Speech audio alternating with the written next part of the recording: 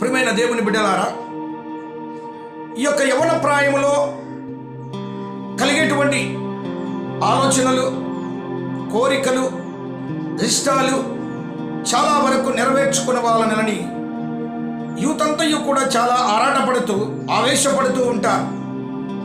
ఇక నేటి కాలంలో ఈ స్మార్ట్ ఫోన్స్ వచ్చిన తర్వాత వారి జీవితాలు, వారి భవిష్యత్తులని వారి అరిచేతులలో ఉంచుకొని అందులో చూడరాని దృశ్యాలను, చూడకూడని దృశ్యాలను సంతృప్తి పడే రీతిగా వాటిని చూసి వారి జీవితాలను, సమయాన్ని దేవునికి ఇవ్వకుండా సర్వనాశనము చేసుకునిచున్నారు. నేటి కాలంలో లోకములో ఎన్నెన్నో చూపిస్తున్నటువంటి వాడు యేసుక్రీస్తు ప్రభుల వారికి కొండ మీదకి తీసుకెళ్లి ఈ ప్రపంచాన్నంతా చూడని ఒక్క నిమిషంలో చూపించాడంట. దేవుని నామమునకు మహిమ కలుగును గాక.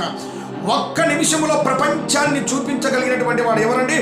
సాక్షాత్తు భగవంతునికి, యేసుక్రీస్తు ప్రభుల వారికే ఒక్క నిమిషంలో ఆనాడు వాడు ప్రపంచాన్ని చూపిస్తే, ఈనాడు అదే అపవాదిగాడు ఒక్క సెకండ్లో నీకు ప్రపంచాన్నంతని అరచేతులని వాడు చూపిస్తూ ఉంటున్నాడు.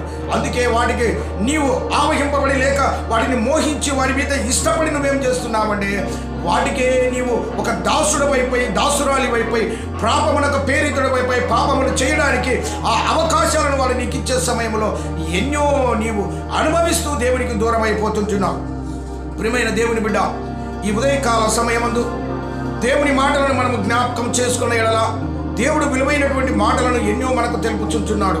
యవ్వన ప్రాయంలో దేవునితో నువ్వు ఉండాలని, దేవునితో బ్రతకాలని ఆయన ఎంతో కోరుకుంటూ ఉన్నాడు. అందుకే విలాప వాక్యముల ద్వారా యవ్వన కాలమందు మరి దేవుని ఆ కాడి మోయట నరునికి ఎంతో మేలంటున్నాడక.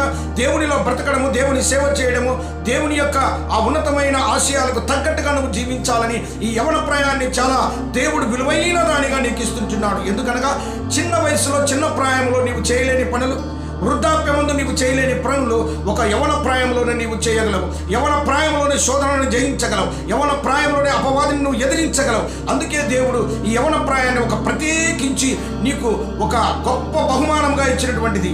అందుకే యేసుక్రీస్తు ప్రభుల వారు 33.5 సంవత్సరం మంచి యవ్వన ప్రాయంలో పాపాన్ని జయించి, పాపాన్ని మరి పాతాళంలోకి తొక్కివేసి జయించి లేచినటువంటి దేవుడు ఆ ప్రాయంలో నీవు అలా బ్రతకాలని, పాపాన్ని జయించాలని, పాపమును నీవు మరి ఈ లోకములో జయించి దేవునికి ఇష్టడుగా, మరి ఇష్టమైన కుమారునిగా, కుమార్తెగా బ్రతకాలి అనేది దేవునికి ఎంతో ఇష్టమైన కోరికగా ఉంటున్నది.